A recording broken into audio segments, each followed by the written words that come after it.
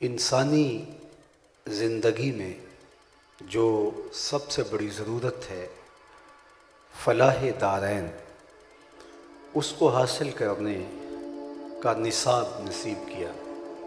ارشاد فرمایا قد افلح من تزکا، کامیاب وہ ہوا جس نے اپنے من کو ستھرا کر لیا، اپنے باطن کو سنوار لیا۔ اپنے ظاہر کو تو ہم مل مل کے دھوتے ہیں، اپنے لباس کی ستھرائی کا بھی بہت خیال رکھتے ہیں، لیکن ہمیں کچھ دیر اپنے اندر اتر کے اپنے من کے میل بھی اتارنے چاہیے۔ آیت کریمہ میں اس کی ترغیب دی گئی کہ جو یہ چاہے کہ اس کا من ستھرا ہو جائے، جس کے باطن کو صفائی اور ستھرائی مل جائے، تو یہ کون شخص ہے؟ تو فلاح کس نے پائی، کامیاب کون ہوا؟ جس نے اپنے من کی پاکیزگی کا سامان کر لیا، تزکیہ نفس کر لیا، تصفیہ باطن کا سامان کر لیا، اپنے اندر کے میل کھرچ دیے اور اندر کو مصفہ و مزکہ کر دیا۔ تو حقیقت میں کامیابی اسی کا مقصود ہے۔ اگر کسی نے اپنے ظاہر کو مل مل کے دھو لیا، انواع و اقسام کی خوشبوؤں سے اپنے بدن کے ظاہر کو معطر کر لیا، لیکن اندر سے تعفن اٹھتا رہا، حسد، بغض، کینے، نفرتیں اور کیا کچھ، تو یہ ظاہری آراستگی اور خوبصورتی چند دنوں کی ہے۔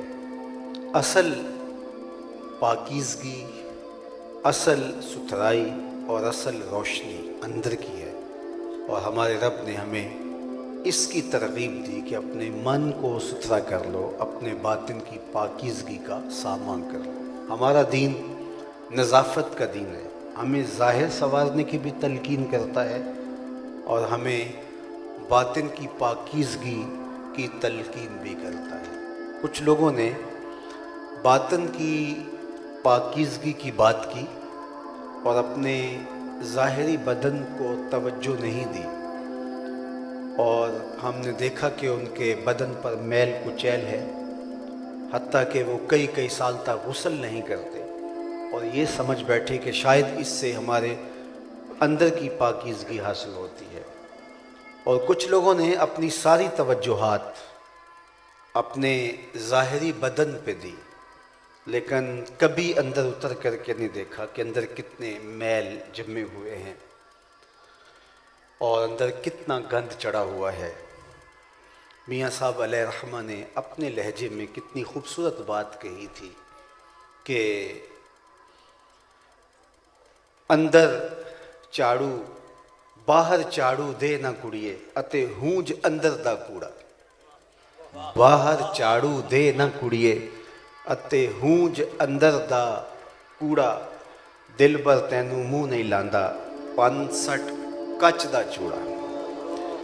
تو وہاں تو قلب سلیم دیکھا جاتا ہے، ظاہری بدن نہیں بلکہ اندر دیکھا جاتا ہے کہ کس نے اندر کی کتنی صفائی کی ہے اور باطن کو کتنا پاکیزہ رکھا ہے۔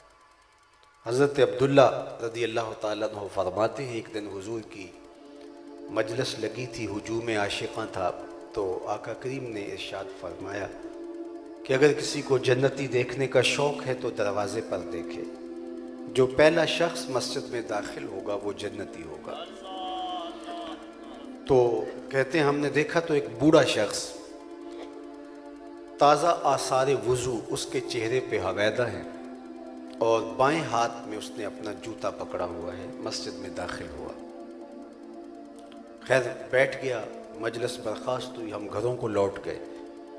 دوسرا دن ہوا، مجلس برپا ہوئی، تو پھر گفتگو چلتی رہی، تو پھر ارشاد فرمایا اگر کسی کو جنتی دیکھنے کا شوق ہے تو دروازے پہ دیکھے، جو پہلا شخص مسجد میں داخل ہوگا وہ جنتی ہوگا۔ کہتے ہیں پھر شوق ہوا، دیکھیے آج کون خوش نصیب ہے جو مسجد میں داخل ہوتا ہے۔ دیکھا تو وہی بزرگ جو کل تشریف لائے تھے، سادہ سا حلیہ، بائیں ہاتھ میں جوتا پکڑا ہے اور آثار وضو ان کے چہرے پہ نمایاں ہیں۔ مجلس برخاست ہو گئی، لوگ گھروں کو لوٹ گئے۔ تیسرا دن آیا تو پھر مجلس برپا ہوئی۔ پھر حضور نے ارشاد فرمایا کہ کسی نے جنتی کو دیکھنا ہو تو دروازے پہ دیکھے، ابھی جو شخص داخل ہوگا وہ جنتی ہوگا۔ تو کہتے ہیں ہم نے دیکھا تو وہی بزرگ اسی حالت میں، اسی حیت میں تیسرے دن بھی مسجد میں داخل ہوئے۔ جب مجلس برخاست ہوئی، لوگ گھروں کو لوٹنے لگے تو میں ان بزرگوں کے پیچھے چل پڑا اور میں نے کہا کہ میری والد گرامی سے تھوڑی سی شکر رنجی سی ہو گئی ہے، تو میں 3 دن آپ کے ساتھ گزارنا چاہتا ہوں، کیا مجھے آپ اپنے گھر میں رکھ لیں گے؟ انہوں نے کہا کوئی بات نہیں، آ جائیے۔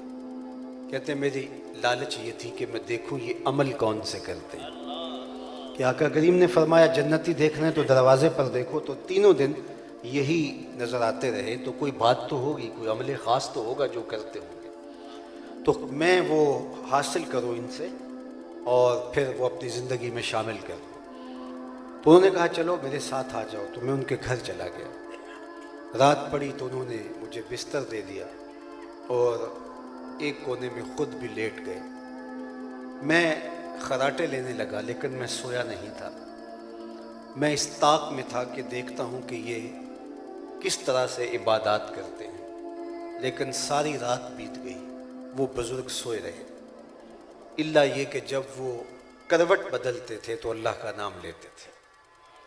باقی کوئی خاص عبادت انہوں نے نہیں کی۔ صبح ہوئی، فجر پڑی، اس کے بعد باغ میں چلے گئے، اپنے کام کاج میں لگے رہے، کوئی خاص چیز مجھے دکھائی نہیں دی۔ میں نے سوچا ہو سکتا ہے میری وجہ سے آج انہوں نے اپنے معمولات ترک کر دیے ہوں، تو کل صحیح۔ تو اگلے دن پھر میں طاق میں تھا تو پھر وہ ساری رات سوئے رہے، سوائے اس کے کہ جب کروٹ بدلیں تو اللہ کا نام لے۔ تو کہتے ہیں اس طرح 3 دن گزر گئے۔ جب 3 دن اور 3 راتیں برابر بیت گئی تو میں فجر کے بعد، ناشتے کے بعد اجازت چاہی۔ میں نے کہا کہ میں نے حضور علیہ السلام سے سنا تھا کہ اگر جنتی دیکھنا ہے تو دروازے پہ دیکھو، اور 3 دن آپ ہی درآمد ہوتے رہے، تو میرا شوق تھا کہ میں دیکھوں آپ کے اعمال کیا ہیں، لیکن میں 3 دن اور 3 راتیں گزاری ہیں تو میں نے کوئی خاص عمل آپ کا نہیں دیکھا، شاید آپ نے مجھ سے اپنے معمولات چھپا لیے ہیں۔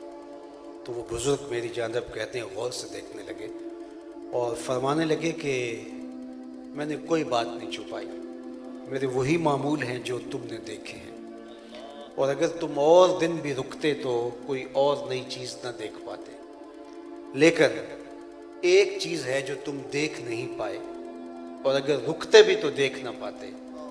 تم شوق فراواں میں 3 دن یہاں رہے ہو، رکے ہو، ٹھہرے ہو، گھر سے دور رہے ہو، تو چلو میں تمہیں خود بتا دوں وہ عمل کیا ہے۔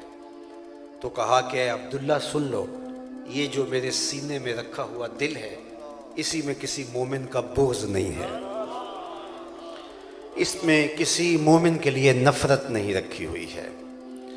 تو جب ہمارے دل مصفح ہوں گے، جب ہمارے باطن صاف ہوں گے، تو پھر جنت کی راہیں کشادہ ہونا شروع ہو جائیں گی۔ لیکن ہم اپنے باطن کو کبھی صاف کرنے کا تکلف ہی نہیں کیا۔ شیشے اتے کٹا جمیا کنداں چاڑی جاندے، یہاں سا بولے شیشے اتے کٹا جمیا کنداں چاڑی جاندے، جلداں نوے سانب کے رکھ دے ورکے پھاڑی جاندے۔ تو ہم جلدوں پر ساری توجہ دے رہے ہیں، لیکن جو ورق ہیں جن پر محبت کی تحریریں لکھی ہیں، وہ ورق پھٹتے چلے جا رہے ہیں اور ہمارا اندر اجڑتا چلا جا رہا ہے۔ جب تک باطن سنورے گا نہیں، جب تک من مصفح نہیں ہوگا، جب تک اندر کا تزکیہ نہیں ہوگا، جب تک من کے میل نہیں دھلیں گے، اتنی دیر تک نہ باطن کی آنکھیں کشادہ ہوں گی اور نہ محبوب کی چوکھٹ تک رسائی نصیب ہوگی۔ تو میرے رب نے ہمیں جو ضابطہ دیا وہ یہ، قد افلح من تزکا، فلاح اس نے پائی، دارین کی کامیابیاں اسی کا مقسوم ہیں جس نے تزکیہ نفس کر لیا، جس نے اپنے باطن کی ستھرائی کر لی، جس نے اندر کی پاکیزگی کا سامان کر لیا۔ وَذَكَرَ اسْمَ رَبِّهِ فَصَلَّى، اور پھر اس کا نصاب بھی دیا۔ تزکیہ حاصل کیسے ہوتا ہے؟ اللہ کے ذکر سے۔ اللہ کا ذکر کرنے سے اندر کے میل دھلتے ہیں۔ اللہ کے محبوب علیہ السلام نے ارشاد فرمایا لِكُلِّ شَيْءٍ ثِقَالَةٌ وَثِقَالَةُ الْقُلُوبِ ذِكْرُ اللَّهِ۔ ہر شے کا زنگ کسی نہ کسی شے سے اترتا ہے۔ کپڑے میلے ہو جائیں تو آپ سرف سے ان کو دھو کے میل اتار لیتے ہیں۔ لوہا میلا ہو جائے تو آپ ریگ مار سے اس کے میل کو، اس کے زنگ کو اتار لیتے ہیں۔ ہر شے کا زنگ کسی نہ کسی شے سے اترتا ہے۔ تو کہا دل بھی زنگ آلود ہوتے ہیں، دلوں پہ بھی میل چڑھتا ہے، اور جب دل زنگ آلود ہو جائیں تو پھر اللہ کا ذکر کرو، تمہارے دلوں کے زنگ اتر جائیں گے۔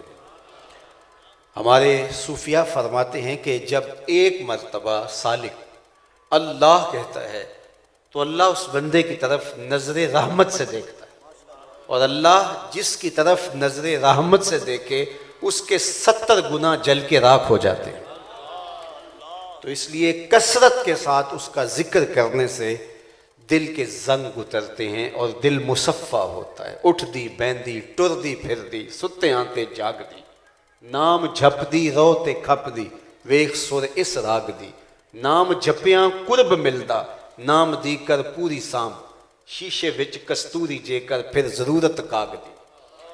کستوری تو اندر رکھی ہوئی ہے، کستوری کا مزاج ہے، اس کو جتنا رگڑو گے اتنی خوشبو پھیلے گی، اس لیے کستوری پڑی رہے اور اس کو جنبش نہیں دی جائے گی تو خوشبو نہیں پھیلتی۔ اس لیے تمہارے دل کے اندر اللہ کی محبت کا تخم رکھا گیا، وہ کستوری تمہارے قلب کی شیشی کے اندر رکھی گئی ہے۔ اقبال نے کہا تھا شیشہ دہر میں مانند مے ناب ہے عشق، روح خورشید ہے خون رگے مہتاب ہے عشق، دلے ہر ذرہ میں پوشیدہ کسک ہے اس کی، نور یہ وہ ہے کہ ہر شے میں جھلک ہے اس کی۔ تو تمہارے دل کی شیشی میں وہ کستوری رکھی گئی ہے، اور اگر تم اس کستوری